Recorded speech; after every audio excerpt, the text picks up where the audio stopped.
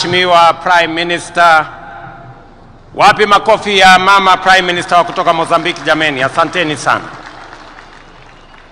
Today we gather as a nation, as one people, here at Ihookwe Stadium in Kitui to celebrate Mashujaa Day, our National Heroes Day.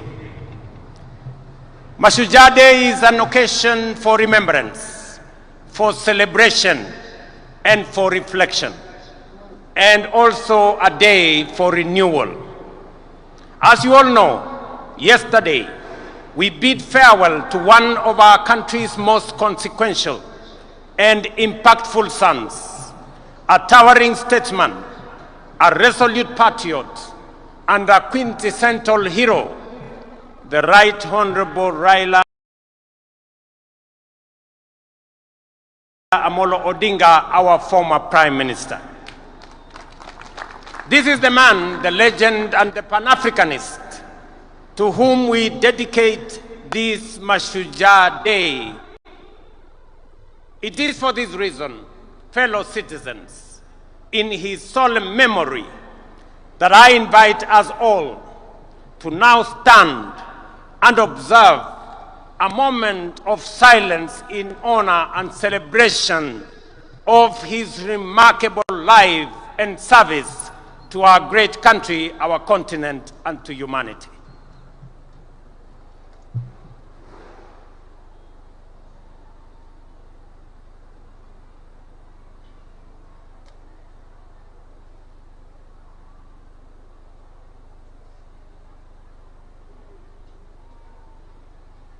Thank you very much. Thank you very much. Sons and daughters of our motherland, Kenya, Raila Amolo Odinga aspired and labored for a Kenya that is free, that is fair, governed by the rule of law, and filled with limitless opportunity for all of us. Baba envisioned and fought for a nation where, in the immortal words of our national anthem, justice is everyone's shield and defender, where we all dwell in unity, peace, and liberty, and a Kenya that has plenty within its borders. It goes without saying that it is precisely because of great and irrepressible giants like Raila that we find within ourselves the courage and inspiration to go further, to dream bigger, and to pursue higher ideals. For greatness and nobility are never achieved by settling for the ordinary or the comfortable. They are seized by those who dare to push the frontiers of possibility, by those who refuse to be confined by what is, but instead reach boldly for what could be.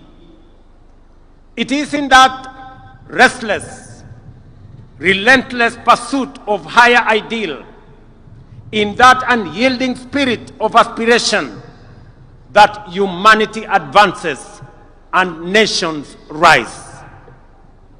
For it is only by stretching beyond our limit that we discover our true strength and fulfill our full destiny. Fellow citizens, as we emerge from a week of profound sorrow and reflection, and as the nation continues to observe the 7 days of mourning on the passing of our former Prime Minister, it is both fitting and worthy that we anchor this year's Mashujaa celebration in the extraordinary and consequential life of our departed legend, the Right Honorable Raila Odinga. In honoring his memory, we also draw from his journey of enduring lessons of courage, service, and unyielding love for country. The first lesson that Baba taught us is to put country above self. Time and again, he reminded us that no disagreement is greater than our unity, no ambition more important than our peace, and no personal interest higher than the welfare of our nation. He famously declared that he would shake the hands of his rivals, whether he won or lost, because he loved Kenya more than he loved Raila Amolo Odinga. That was the measure of the greatness of a man. Early this year, when I invited him to address our cabinet retreat, Baba reiterated the need to ensure, above all else, that Kenya remains a stable and a secure nation.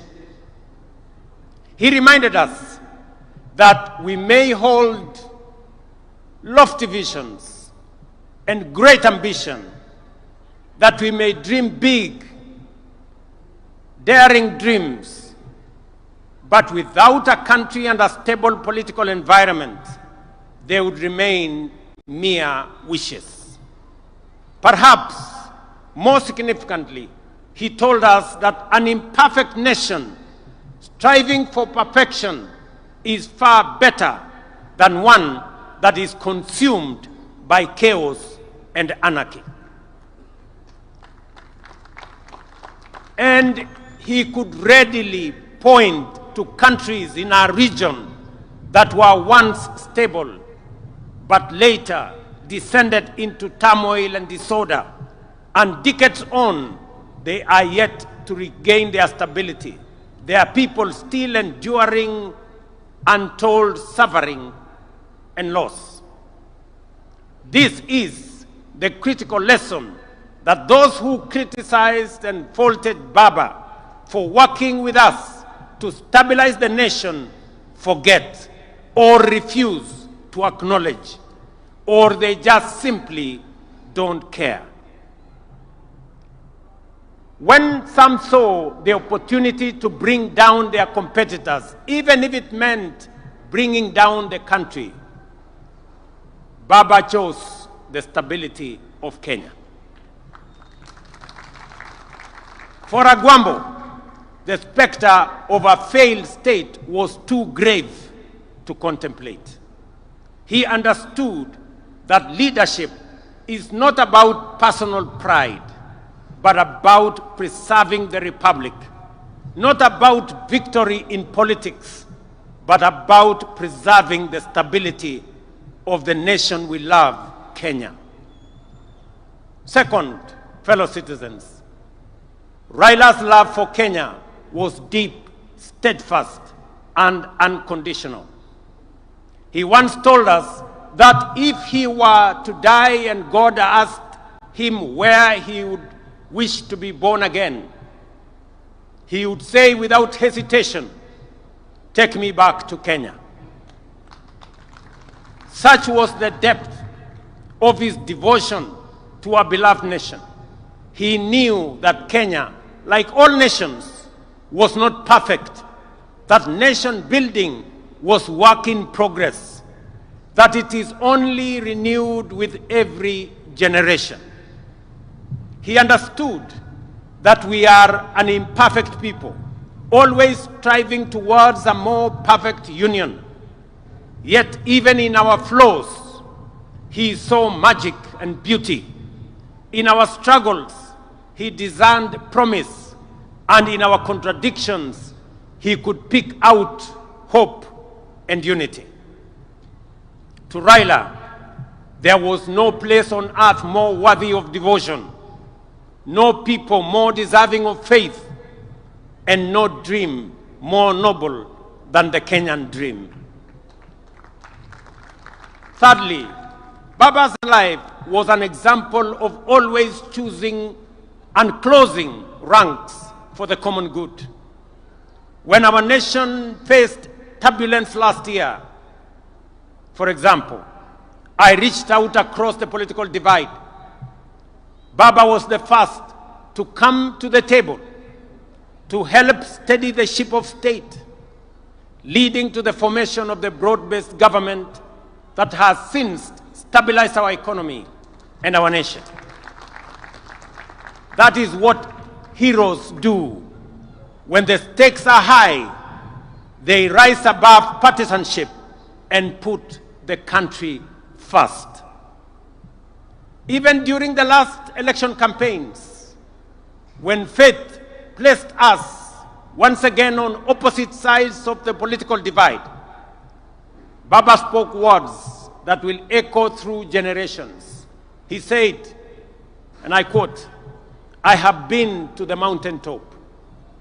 I have seen the glory land. I may not get there with you, but together we will get there." End of quote. In those words lay the essence of his leadership: selfless, visionary, and anchored in faith that Kenya's destiny transcends any individual. He reminded us that collaboration, even with rivals, is not an act of political convenience, but a sacred pact with posterity. For Baba, it was never about him becoming president. It was about Kenya having a good president, and Kenya moving from a third world status to a first world status in a short time as possible, so that we, as a people and as a nation, can realize our true potential. The glory land that he saw at the mountaintop is the better, the greater, and the more perfect union for which we must now, on this Mashujaa Day, dedicate ourselves anew. Fourth, our former Prime Minister was a foremost preacher of national unity. He tirelessly reminded leaders and citizens alike that our overarching identity is not defined by tribe, region, or creed, but by the sacred bond of being Kenyan. He often urged us to think Kenya first, to let the idea of one nation under one flag rise above all else. And he lived by that creed. When in 2002, he stood before the nation and declared Kibaki Tosha, it was not because he was unaware of where President Kibaki came from. It was because he saw, beyond geography and ethnicity, he saw Kenya as one united nation under God. Fellow countrymen and women, it would therefore be a desecration of his legacy if we were to allow ourselves to be divided by sectarian interests, by the peddlers of hate, or by the see nothing good about Kenya battalion. The fifth lesson from Baba's life is one of unshakable faith in the future. He was a die-in-the-wool eternal optimist. Through every trial, setback, and triumph, the Right Honorable Raila believed that Kenya's best days were still ahead. He endured prison, persecution, and political defeat, yet never surrendered to bitterness or gave in to hopelessness. His optimism wasn't anchored on naivety. It was courage in motion. His life was a constant reminder that no setback is final, no dream too distant, and no obstacle insurmountable for a people determined and united by purpose. At this juncture, fellow patriots, allow me to share reflections on the future of our great country, drawn from my intimate and wide-ranging conversations with the Right Honorable Raila Amolo Odinga in the final months of his remarkable journey, as well as with leaders from across the political divide. In our engagements, Baba often spoke with immense passion and at times frustration about the pace of our national progress. He would often wonder why nations like South Korea, Singapore, or Malaysia, which were once at par with Kenya just a few decades ago, had leapt forward to first world status while we still grapple with the basics. In those moments of honesty and deep introspection, we came to a shared conclusion that the true driver of national development is leadership. And I repeat, is leadership. Not leadership focused on the next election, but leadership that aspires to impact the next generation. Leadership that dares to dream beyond its time and even its capacity. Leadership that is bold, visionary, and relentless in pursuit of the common good of our nation. And we agreed that if Kenya is to attain first world status within our lifetime, as it must, we should set for ourselves daring, audacious goals and pursue them with unwavering focus. It is in this very conviction, ladies and gentlemen, that has guided my engagements with leaders and stakeholders from across the political divide. I have consulted with my former boss, the fourth President of Kenya, His Excellency Uhuru Kenyatta. I have held discussions with majority of members of parliament, and they are here. I have consulted with many governors and grassroots leaders from every corner of the nation. And I will continue to engage because Kenya's progress must never be a partisan pursuit. It is a national inclusive mission. Through these deliberations, I have arrived at a clear conclusion that although we have made commendable progress in stabilizing the nation over the last 3 years, the time has come to take the country to the next level. And to do so, we must act decisively on at least 3 national priorities. Our first priority is food security. We cannot speak of prosperity while spending over 500 billion shillings every year importing food into Kenya, including maize, importing wheat, rice, sugar, edible oil, among many.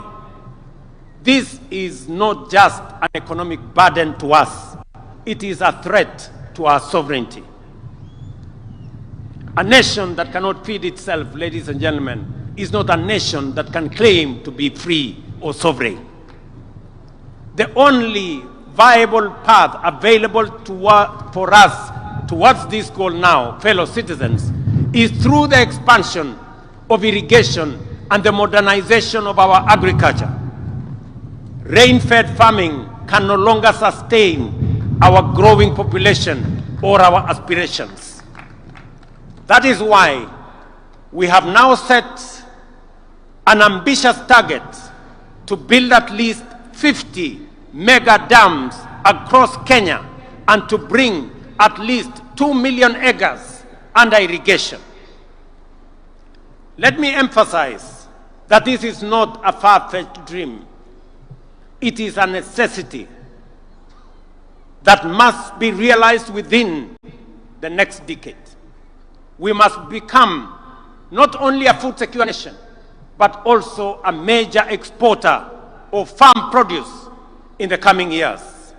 We have many markets that we have negotiated. We have the American markets under ACOA. We have the Chinese market that is now open for us. We have the European market that we have negotiated under the Economic Partnership Agreement. we have the Africa Continental Free Trade Area market of 1.4 billion that we can export to. Our second priority is enhance value addition, agro-processing, and manufacturing through industrialization. To transform Kenya into a prosperous, job-creating, wealthy nation, we must become a country that makes things, not merely buys or imports them. A country that exports finished products, not raw materials. A country where industries absorb labor, spur innovation, and expand wealth across every region. We are already laying the foundation for this transformation.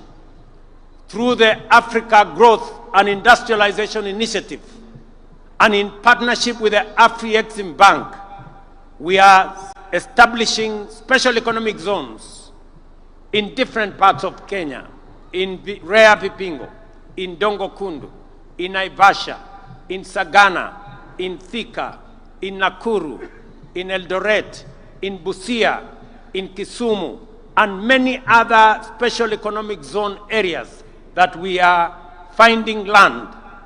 These zones will host textile, agro-processing, assembly, and light manufacturing industries, creating tens of thousands of jobs.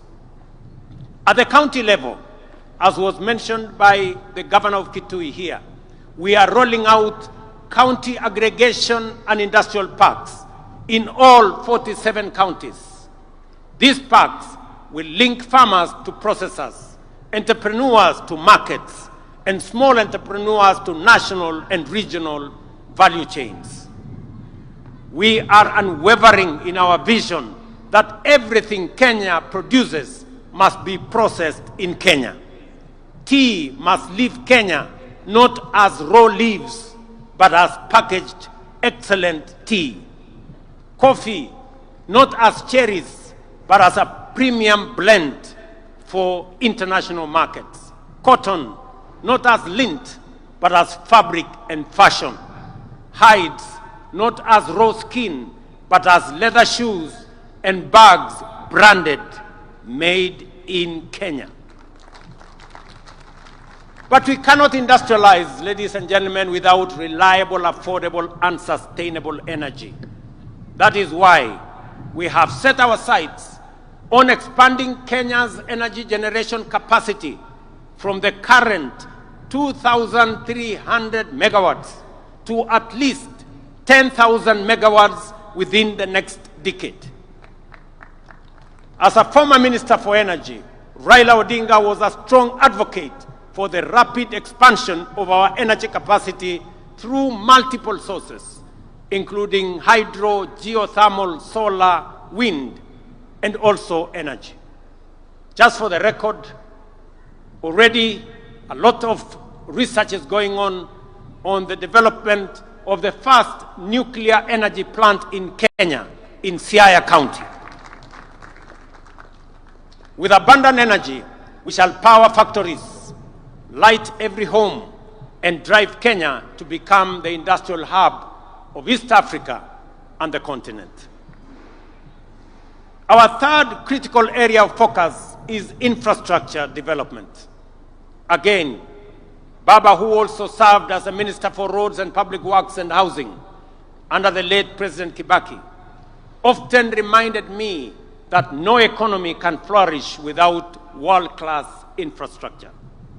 It is in this context that we have committed to dual at least 1,000 kilometers of major highways, including the Rironi, Nakuru, Mau Summit, Eldoret, Malaba Road, Makutano, Embu, Meru Road, Kitengela, Namanga Road, Mombasa, Nairobi Highway, and Maroa, Nanyuki, Isiolo roads, among others, and construct an additional 10,000 kilometers of new tarmac roads linking counties, linking farmers, traders, and manufacturers to markets across the nation, and complete the standard gauge railway from Naivasha to Kisumu and onward to Malaba, seamlessly connecting Kenya to Uganda, Rwanda, Burundi, and DRC, the very heart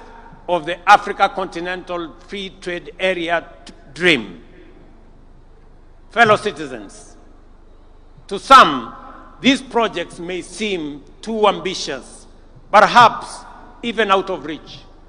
But this is precisely where bold, visionary, and heroic leadership comes into play, the kind that Raila Odinga embodied. It is the reason that on this Mashujaa Day, in recognition of his extraordinary contribution and enduring legacy, the government and the people of Kenya inscribe Raila Odinga's name among the foremost of our heroes under the public seal of the Republic of Kenya. On behalf of a grateful nation and through the authority vested in me as president, I have today posthumously conferred upon the Right Honorable Raila Odinga the highest honor of the Republic, the Chief of the Order of the Golden Heart of Kenya.